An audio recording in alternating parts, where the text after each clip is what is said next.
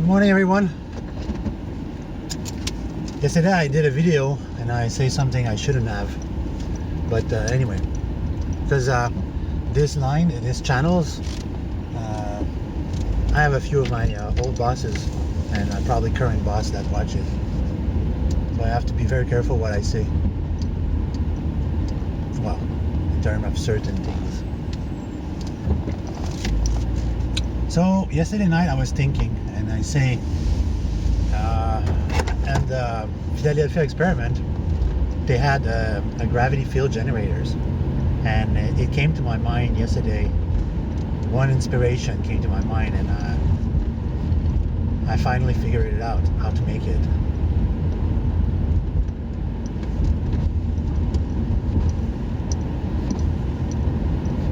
Give me a second, I have to focus on the road.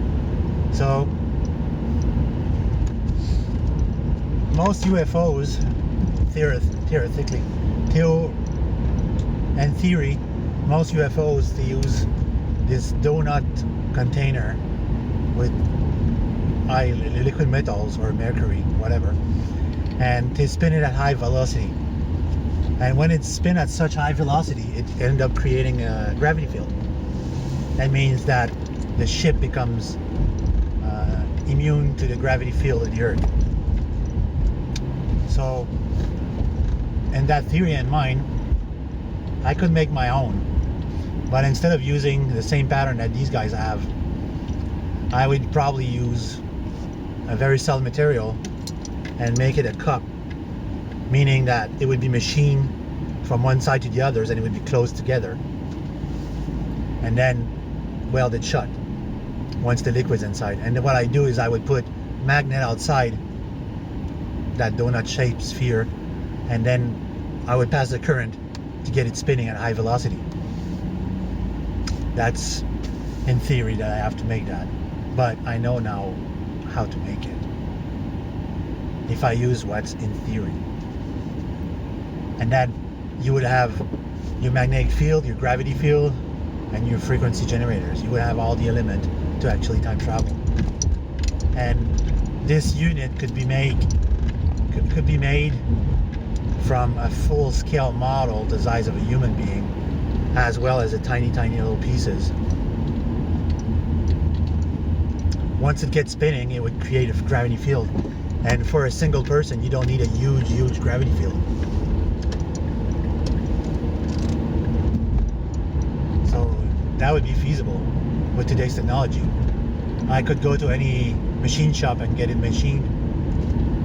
First I would need to get it designed, and then figure it out if the mercury would get attracted to the magnet, and it would have to be electromagnet because the current would go spinning.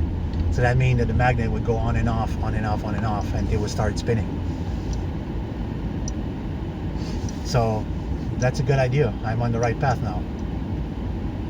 Now I just need this to make it happen. But yeah, let's put you up to date on what I was talking about yesterday.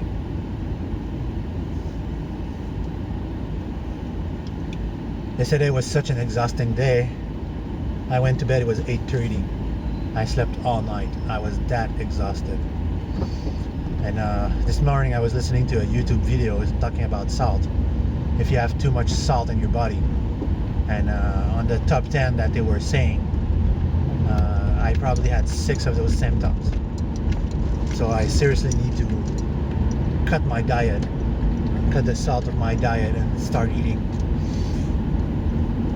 And I'd say stop eating at restaurant because I need something for supper. But I need to lose weight, so I don't need something big. I don't need a big meal. I just need something to fill me up until I go to bed, and I don't eat anything afterward. So I was thinking that McDonald's, Burger King, KFC, Tim Hortons, they all sell wrap, and the wrap is a very thin piece of bread, pita bread, with nutriment inside. So I picked one with chicken. That would be sufficient. One of these per night instead of a hamburger. That would be better for my health. And of time I got leftover tomatoes, so I could eat that with the leftover tomatoes and some water. Because yesterday morning when I weighed myself, I was 208.7, and this morning I was 198.4. So one thing I'm going to do as well is buy myself a more accurate scale.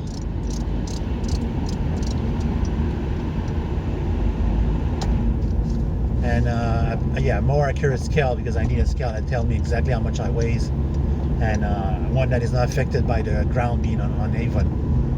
Because in my bathroom the ground is uneven, and this current balance works on 4 scale meter on each side. So the moment the scale is uneven, it doesn't tell me the right weight. So I'm gonna start shopping for a precise measuring scales, and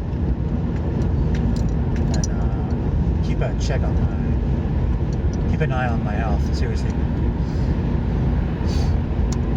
Last time when I was at Université de Montréal, I had to climb the stairs to go to another floor, and I had to climb 8 level of stairs, and the muscle in my shin, and they were starting to heat up. I wasn't out of breath, but not far from it either. So, because I know muscle-wise I'm okay. My arms, my back, everything I'm working out every day. And kneeling down, squatting down, I do that every day. So on this side is not an issue. My issue would be picking up some running exercise, and a better diet. That would be better for me. See, this person know how to merge. Flasher, check, go.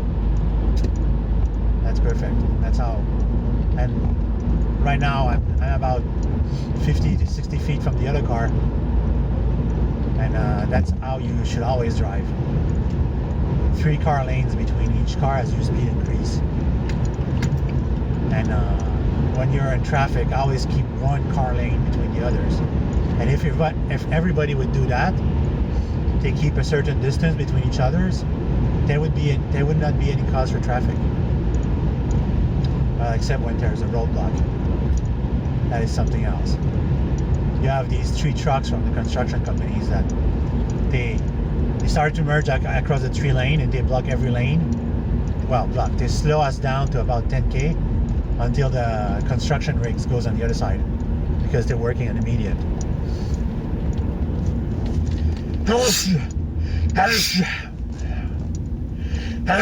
My allergies are still active. We're reaching a point now where the allergy season here in Quebec, they're reaching their climax. Every day it's getting harder and harder to control them.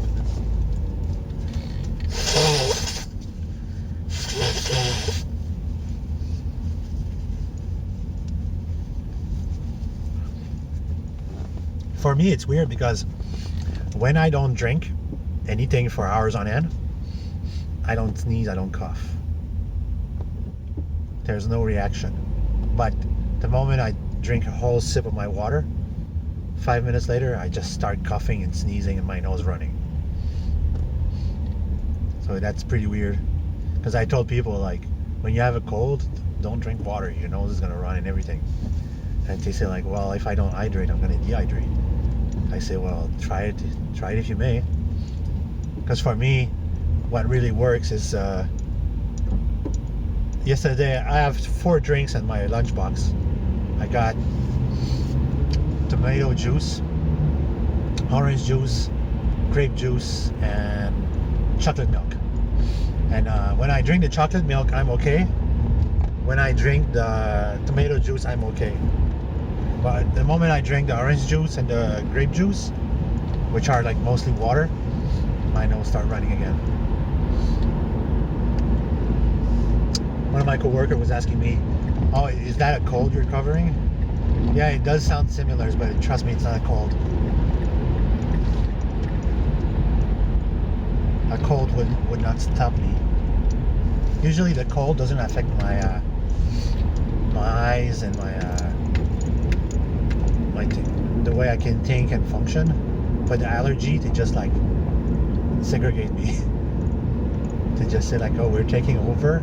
Stop whatever you're doing and we're taking over. That's what the allergy does to me. Okay, lucky morning. Gotta keep my finger crossed.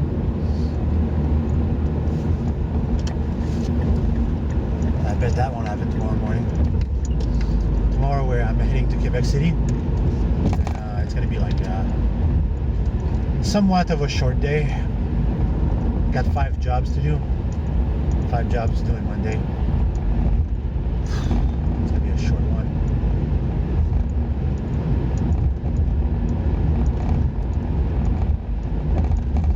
That's why I'm gonna see with the other company that I work with today. See if they can check in their service call if they have something for Quebec at Trois-Rivières in this place, so I can have more time. Last time I went to Quebec City, I had about 8 jobs to do in that day, and it went very well. My finish was 5 o'clock, so for me that was a good day.